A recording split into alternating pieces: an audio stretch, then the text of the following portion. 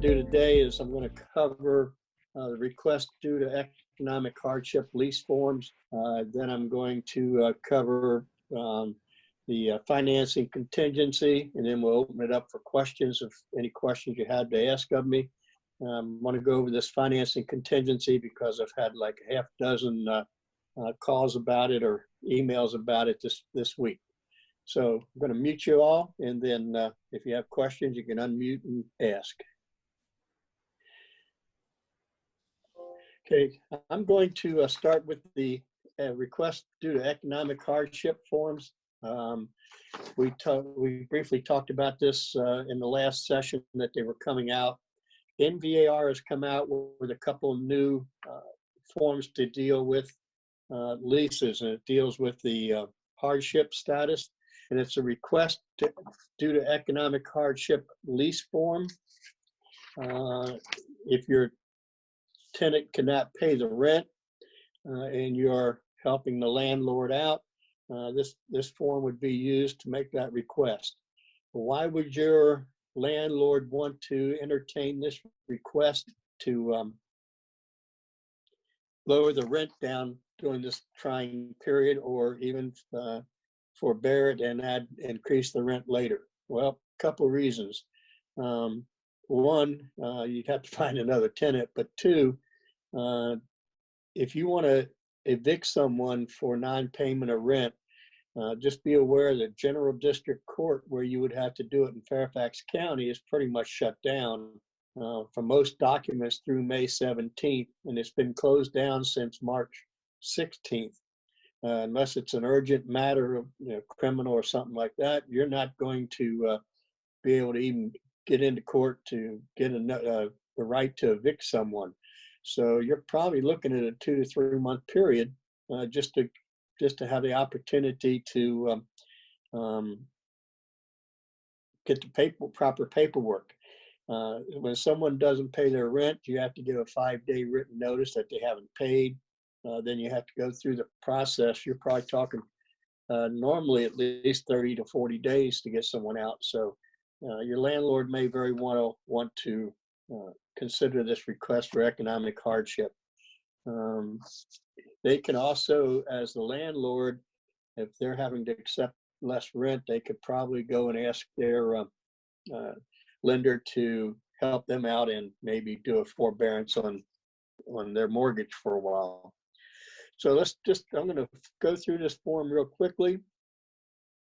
It is to be provided by the landlord managing agent upon request. You do not give out any of these NVAR forms to members of the public because they're friends and they want to use them. These are copyrighted forms, so this is only to be used by realtors.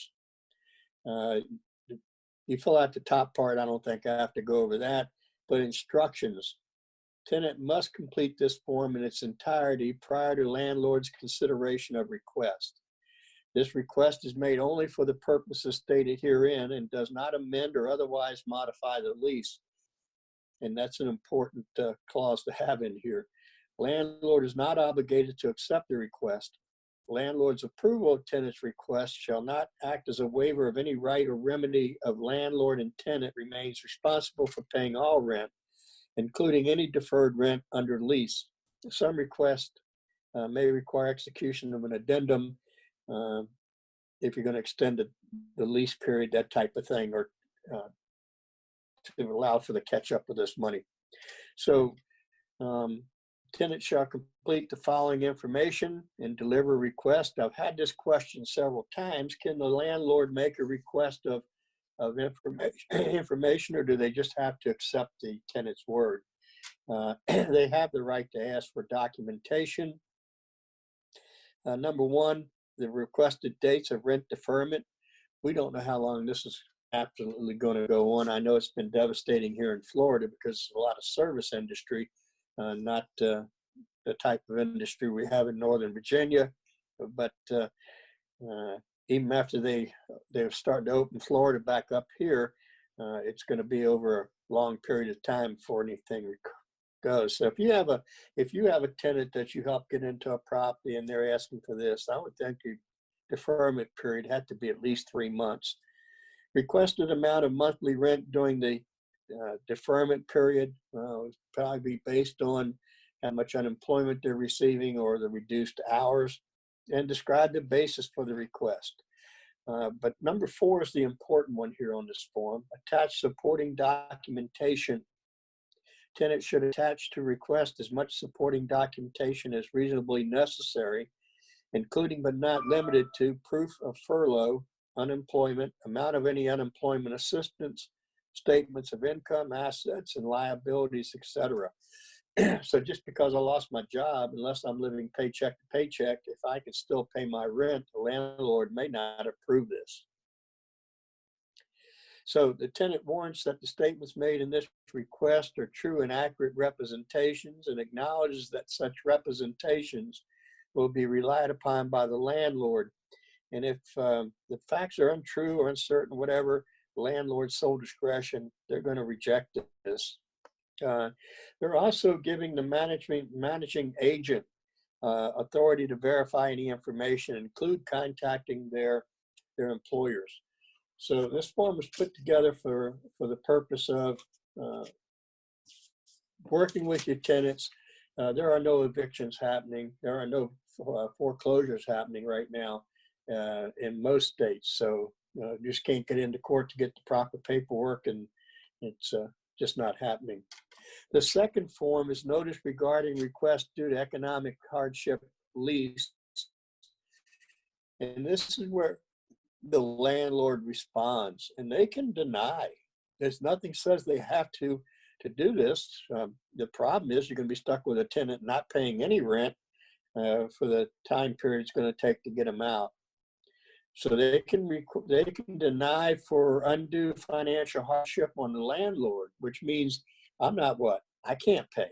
Okay, if I don't receive my rent, I can't pay my mortgage. So you could deny it for that. Or unable to verify the information, check with the previous employer and they won't respond, etc. Or they can request approved, and this is where it gets interesting. The dates of the rent deferment, what period through what period. And B, monthly rent during deferment period. Tenant remains liable for all rent. They will pay to the landlord at the end an aggregate amount for the difference between what should have been paid and what is received. It can be in equal monthly installments or equal monthly installments over X months, or a lump sum. And if you have somebody that's the bank is giving them the forbearance on their mortgage, I know it has nothing to do with rent, but just make sure they check the terms, because some of these banks are saying, we're giving you the deferment, but it's a lump sum fee. At the end of the 3 months, you got to pay it all back. So make sure it's added to the back end of the mortgage. So the form protects everybody, and they make sure that everybody understands it's not a waiver of landlord's right to evict. We have something called accepting rent with reservation in the state of Virginia. So even though you're paying me some money, if it still constitutes a default, I can accept that money and still get you evicted. So just be aware we have those 2 new forms for dealing with tenants. I think landlords probably should be pretty flexible with it, because you don't want to start over. Any questions about that? Not all of you are going to be dealing with it, but it's something I want you to be aware of. Good. The second thing I want to discuss today is the financing paragraphs and addendums for conventional, and maybe a short look at FHA. So if you downloaded paragraph 2 of the sales contract, or if you have a contract package around, I want to discuss price and financing. And it says any percentages or percentage of the sales price. So I want to actually do a little transaction here. If you write this information in, we're going to have a sales price of $200,000. If we work with percentages, and I know a lot of people I prefer the dollar amounts, but if you're going to work with percentages, you have to use percentages all the way through. So We're going to do what we call an 80-10-10 transaction, 80-10-10. So the down payment would be 10%. When it comes to financing, first trust. Now you'll notice that conventional VA, FHA, USDA used to be a separate paragraph under number 2.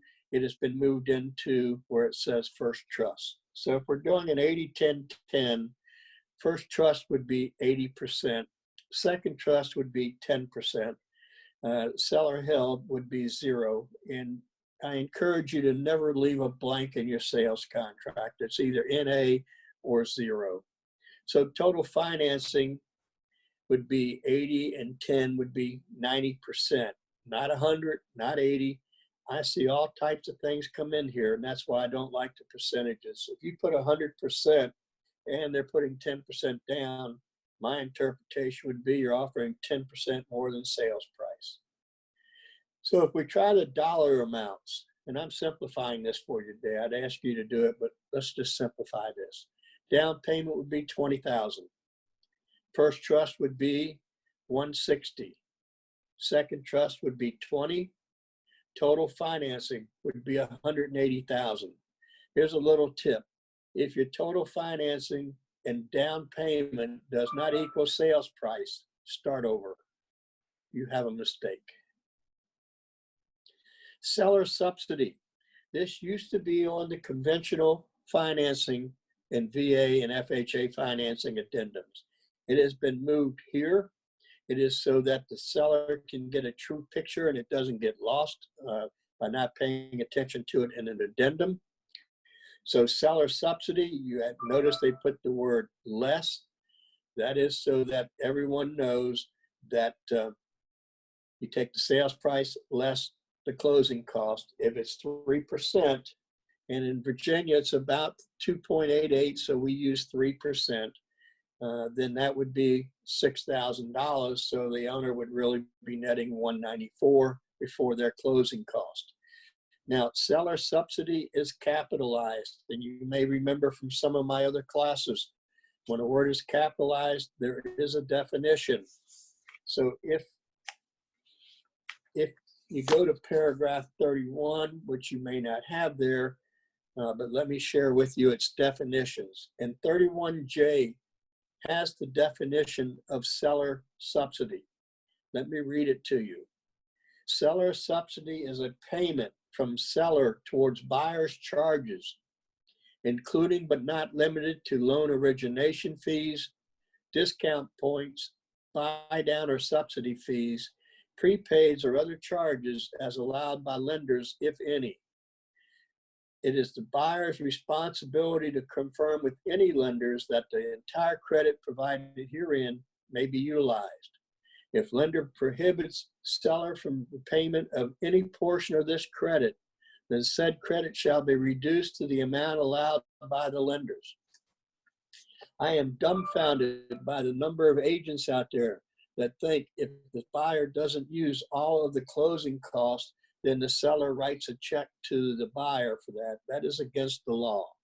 So if you put 3% in closing cost and they can only use 2.88, the difference would go to the seller. It goes back to the seller. So you better make sure that whatever seller subsidy you ask for, that lender can use it all up. Now, here's a little tip to you under seller subsidy. Most loan programs, 5 and 10% down, only allow a maximum of 3% seller contribution. Only 3%. So what does that mean? Well, I'm seeing a lot of times with these home inspection addendums, when they come back with this list of items, the seller doesn't want to fool with them. And they say, we'll give you a credit of 2% toward your closing cost. Well, if the buyer agrees to that and they've already received 3% and the loan program only allows 3%, now they're getting 5%. The other 2% is going to go back to the seller and your buyer is getting nothing fixed. So be very careful that you don't walk into a trap where you end up paying for a bunch of repairs for a property.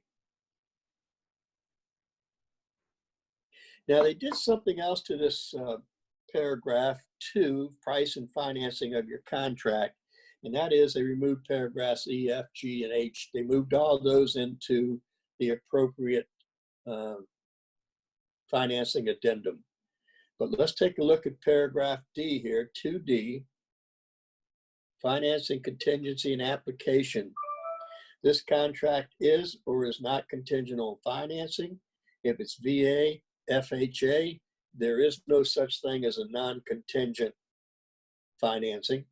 It has to be contingent.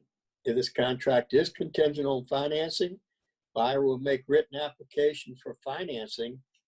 And let's look at this. Any lender required property insurance no later than 7 days after the date of ratification.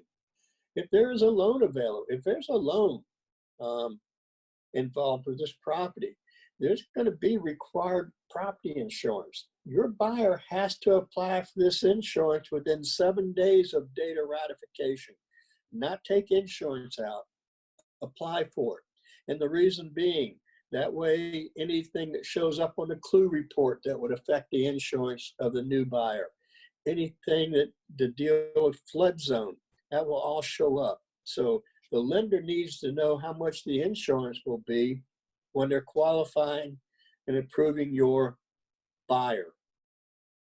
The written application cannot be made until after we have a contract. So when they talk about written application, your party may have met with a lender, given them all kinds of information, but that was not the formal application under RESPA Integrated Disclosure Act.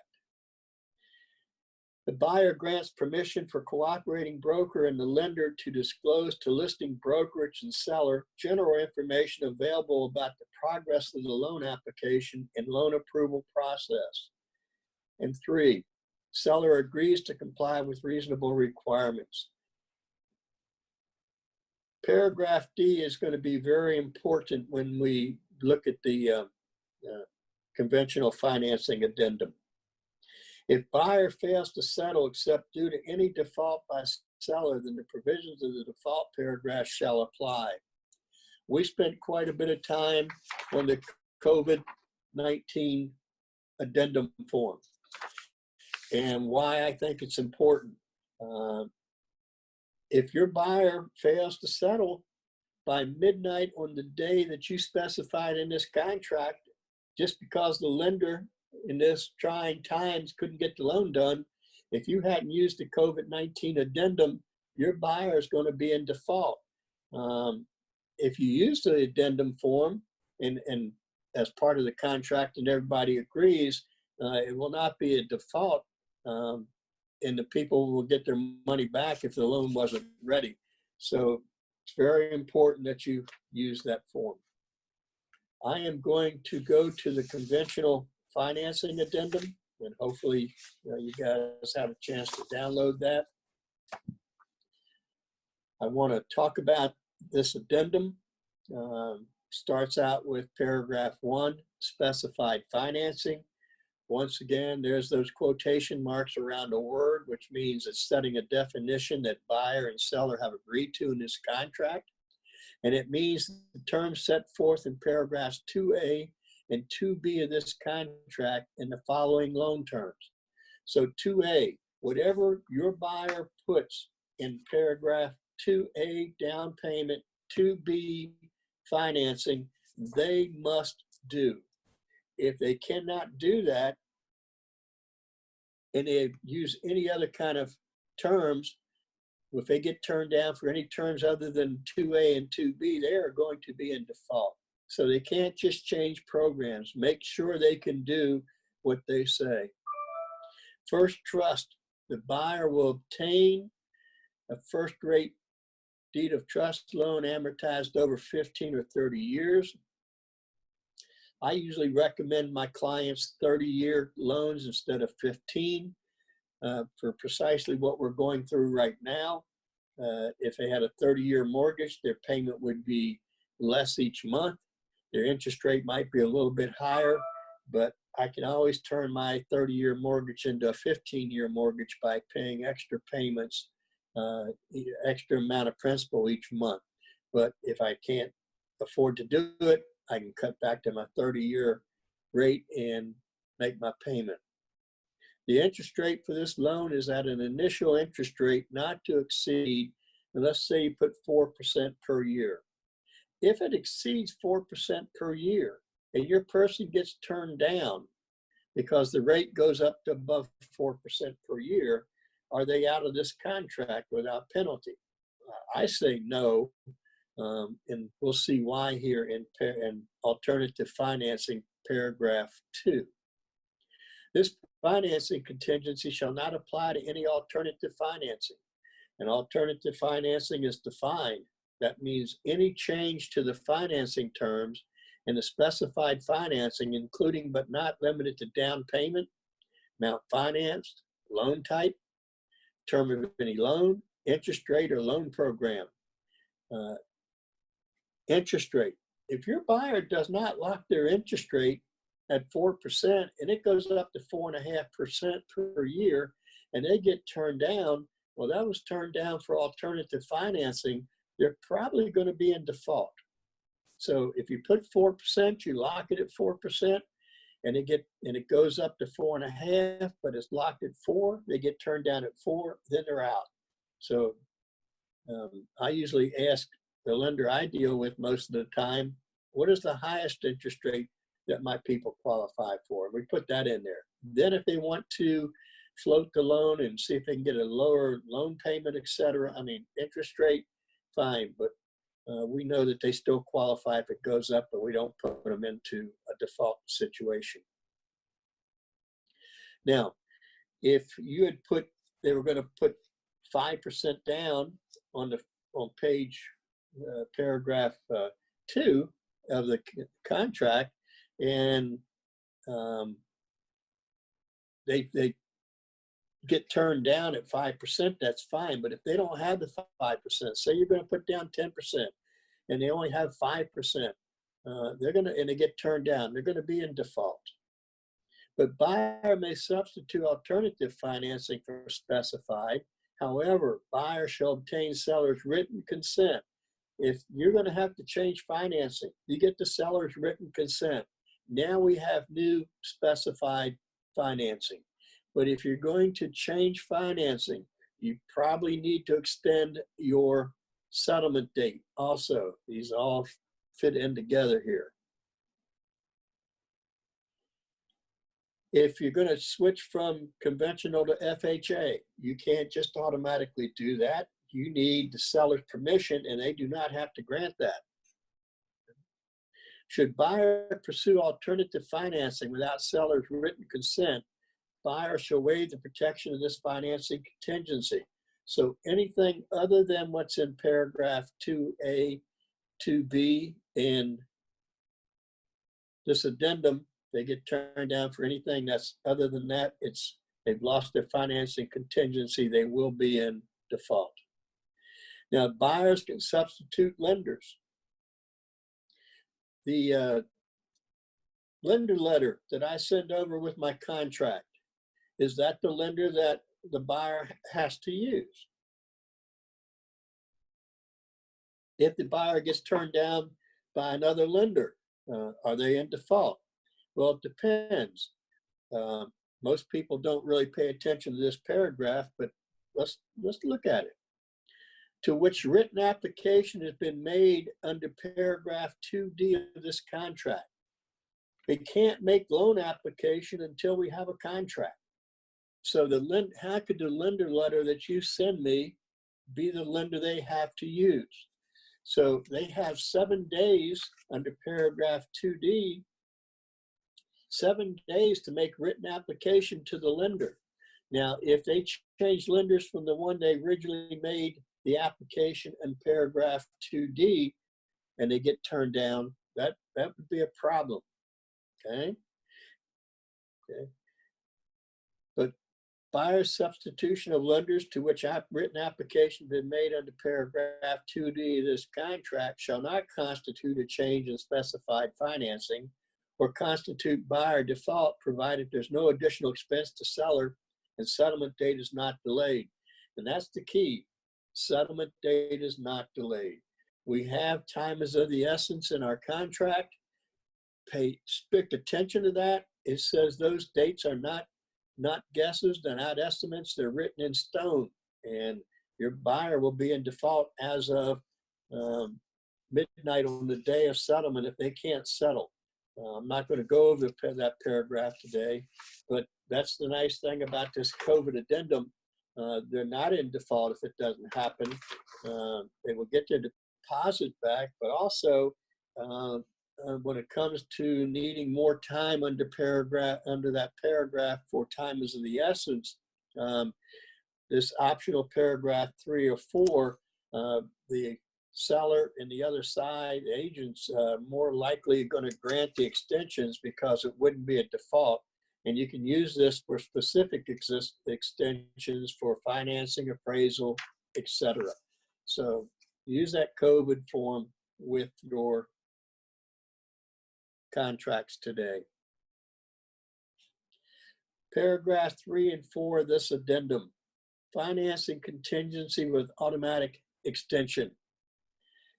They have a new paragraph 3 and 4. And what I want you to be aware of, paragraph 3 is the old addendum language. Contract is contingent on the buyer delivering to seller by 9 p.m. X number of days after date of ratification. Written conditional commitments for specified financing. Okay, written conditional commitments is not defined in our contract. It's not capital letters, but I think anything from the lender using those terms would do it. If the buyer has not delivered the written conditional commitments by financing deadline, then this contingency is not over.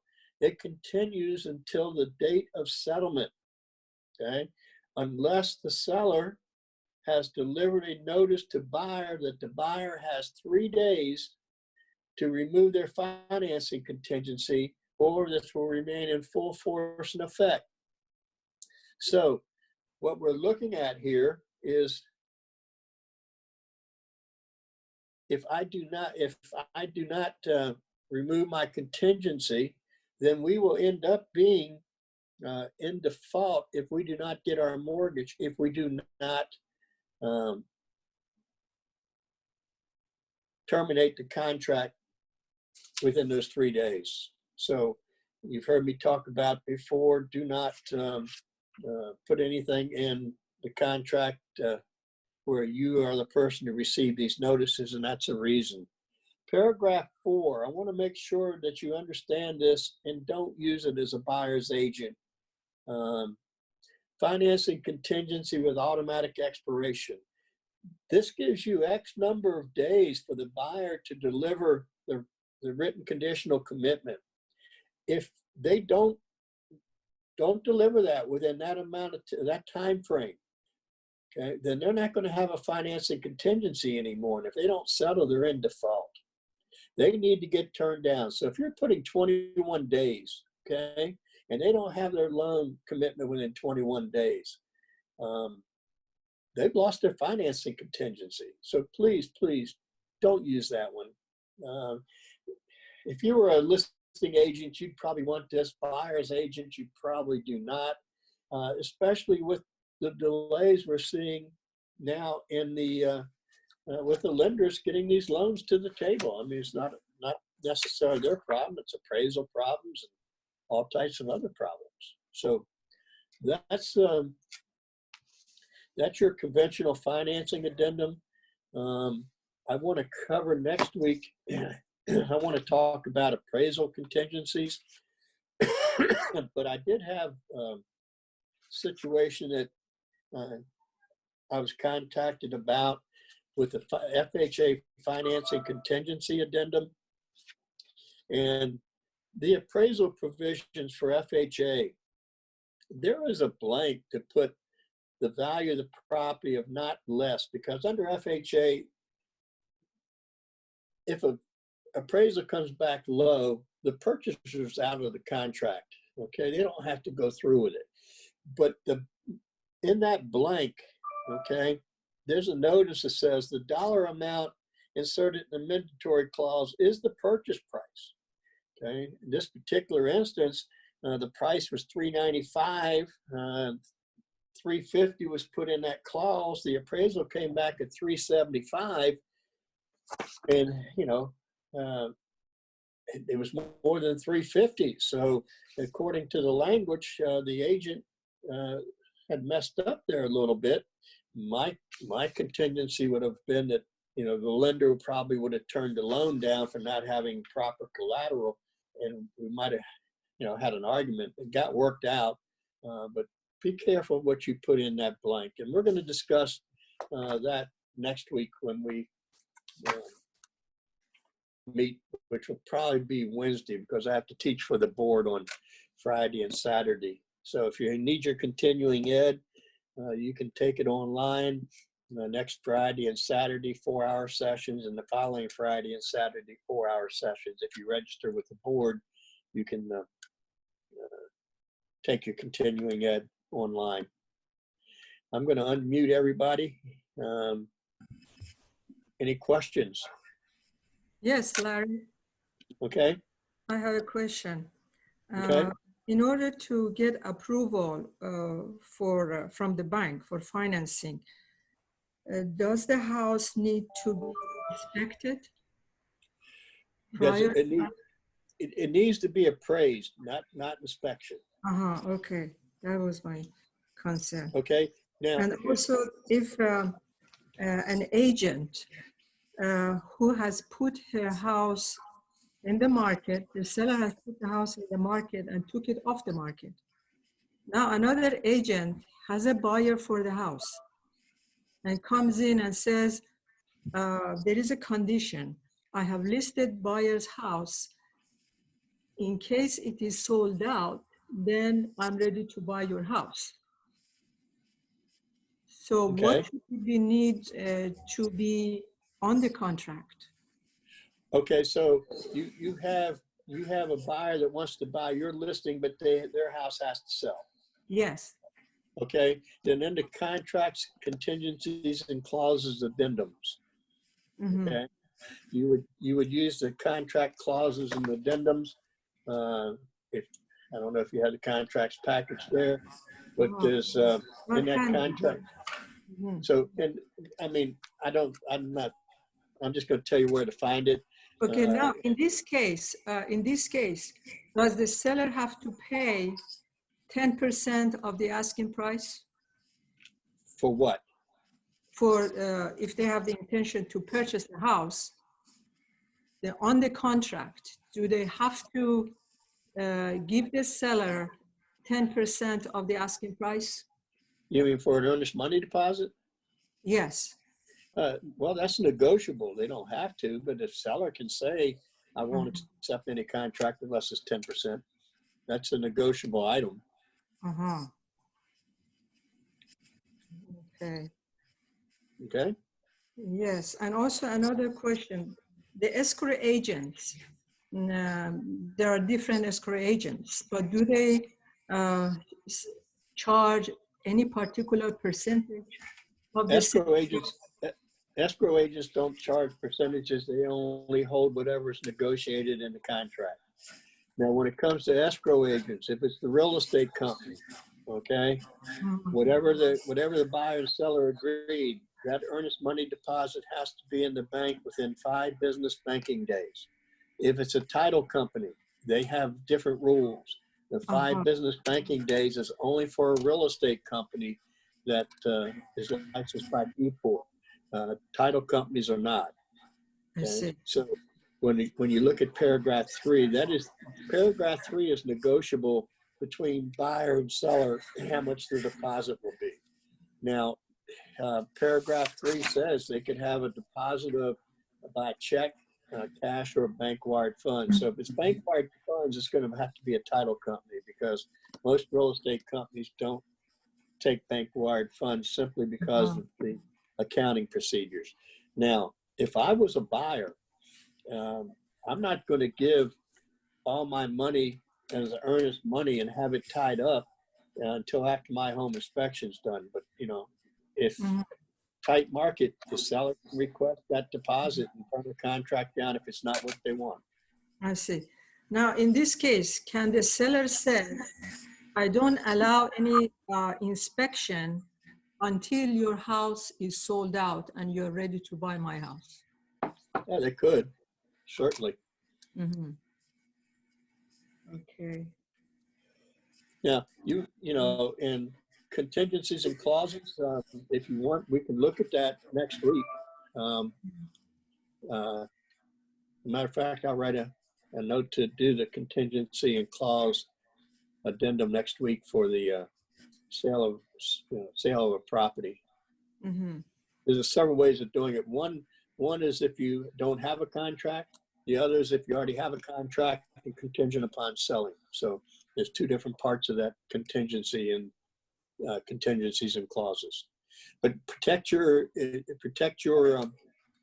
Buyer, protect your seller. seller. If they have a contract coming in on theirs that the people had to sell their house or settle theirs, and your seller is going to go out and buy another house, there's a clause in that contingencies and clauses so this contract can be extended for X number of days if necessary for the settlement of the buyers of your seller's home by maybe 7 to 10 days. Then you need to protect your buyer by having that same clause Mm-hmm. in contract where your seller is going out to buy another house.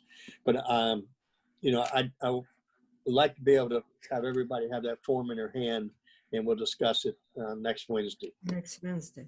Mm-hmm. Okay. Appreciate Do you it. have somebody that this is happening now? Yes. Mm-hmm. Well, if you pull out, make sure that contingency and clause addendum is used. If you have questions, email me and I'll help you through it. Uh-huh. Thank you so much. Okay. I can even scan you the page that I have questioned. Okay. What was your email again? It's broker Larry, the numeral 1, broker Larry1 at AOL.com. 1 is number 1 or Just the numeral, not spelled out. numeral? Mm-hmm. Broker Larry 1 at AOL.com. AOL.com. Make sure you put in the header what it's about, so I'll open it up because I don't open up things I don't recognize. Yes, sure. Thank you. Okay. Any other questions? This is the last Ask Larry session.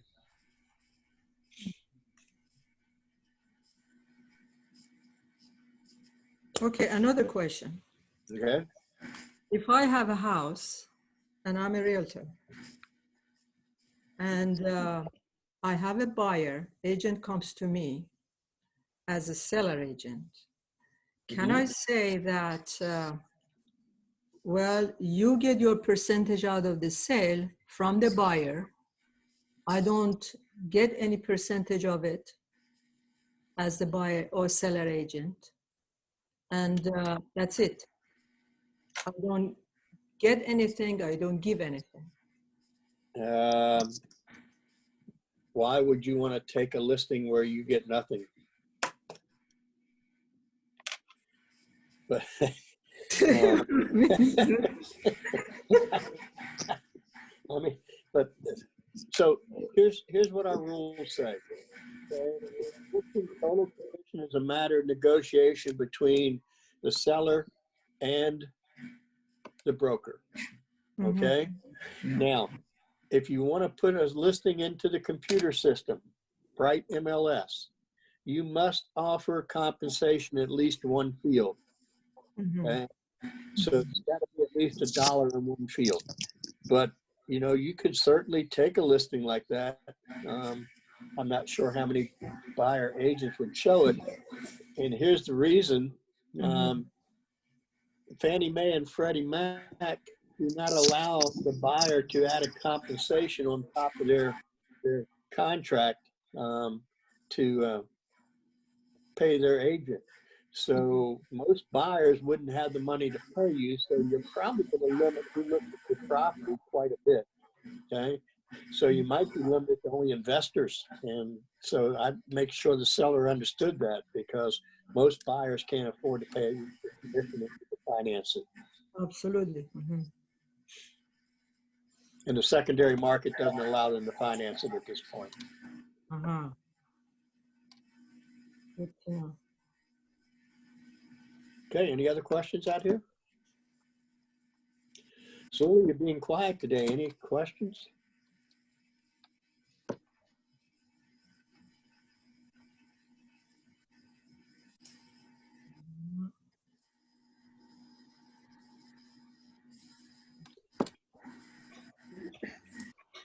Anybody else have a question? Johanna, anything else you want me to cover for you today? Sorry, Larry. Yeah, probably, one thing would be very good if you just remind them that due to the situation right now, if they put the same amount of days for the appraisal or for the contingencies on the loans, they are not going to get them. And if they don't do the covenant addendum, then they end up losing their contract, and we end up in the middle of 100 calls. And last week, 3 of the agents lost their earnest money deposit for their buyers. Yeah, I mean, it's, they don't have to extend, and it's going to cause a default. So that's why I'm preaching, use this COVID addendum form to protect your buyers. Mhm.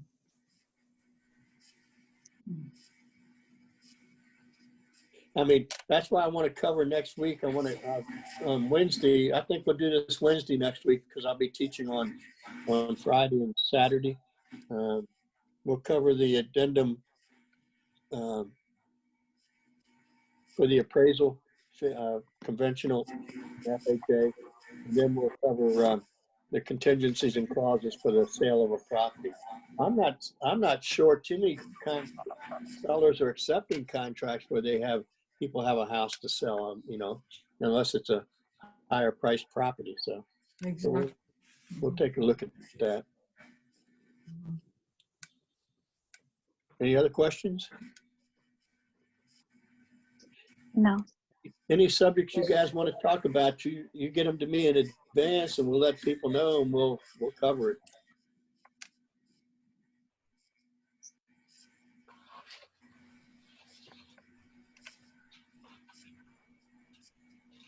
Well, if there's no other questions, I think we'll call it a day, Johanna. Well, Larry, I just want to Yes. thank everybody that they have been really following all the instructions to send their earnest money deposit directly to Realty Title. And I thank all those of you that are really supporting Realty Title. Yeah, the company appreciates it. Got to make money to be able to, stay open, including me. So please use our title company if you possibly can. You can't make people do it, but we've had questions about using title companies, etc. So it's we have an excellent title company and staff, so use them whenever we can. can the seller choose the title company instead of the buyer? No, the law forbids the well, yes and no. What the law says, the buyer has the right by statute in the state of Virginia to select the title company. The seller cannot say you must use our title company. If they say that and they turn the contract down because you won't use their title company, let me mute all again. We're getting some background. If they say that they have to use their title company or they won't accept a contract, that is actually against the law in the state of Virginia. And remember, the title company does all the preparation of the paperwork, etc. But they don't give legal advice. So the seller still has the right to have their own attorney to give them legal advice. But there's only one title company, and that would be the buyer selection. Now, the seller could say we prefer or highly recommend, but don't let them turn a contract down just simply because they would not use that attorney. And we actually had an addendum attached to a contract one of the offices by the listing agent saying that if they didn't, they would, turn them down, and we had to explain the law to them. Any other questions? Sully, Yeah. I believe it's asking you a question there. Larry, Yes. Hi. Larry, Yes. yes. Do all title company charge the same? No. No. It's all negotiable, and since we have a title company, when you write a contract, there is a form that is used, an affiliated business relationship form that discloses the fees, and it should disclose the fees up front. But I think our company probably will, be very competitive if it comes down to fees. Now, how much is the average? I don't know. There is no such thing. That would be an antitrust violation. I see. So they just have to check with several and compare. But once again, also make sure they know what they're doing and they can do the job properly. It's not always just about money. Absolutely. Yeah. Thank you. Larry, I believe that Sully needed a question when Nahid talked to you. They need to talk to me. Sully needed to ask you a question of how many days do you recommend now for settlement? But 45. 45. I still recommend 45 days simply because of trade guidelines, and it's going to take that long. They can always move it up if they get stuff done sooner, but there's a backlog getting appraisals, etc. You may now start seeing some appraisals done, and I've seen one or two cases like this where the appraiser doesn't come into the property. They just drive by, make sure the property's there, and they have a database. Fannie Mae and Freddie Mac have a database of similar homes, and they may not require the appraiser to go in. And you're saying, well, if they don't come in, how do they know how our house looks? Well, that's just part of what this is all about. You'd have to contact them and tell them why your property has things that they should add to the appraisal. So I've seen situations now where they don't even come into the house to do the appraisal. I mean, if you have a tract subdivision, all the houses are the same, and they have the information, and there's a form that would be signed, in that instance about the appraisal of Fannie Mae and Freddie Mac. So don't be shocked if that happens.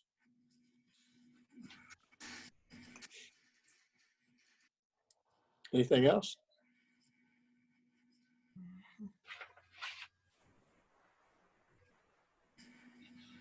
No?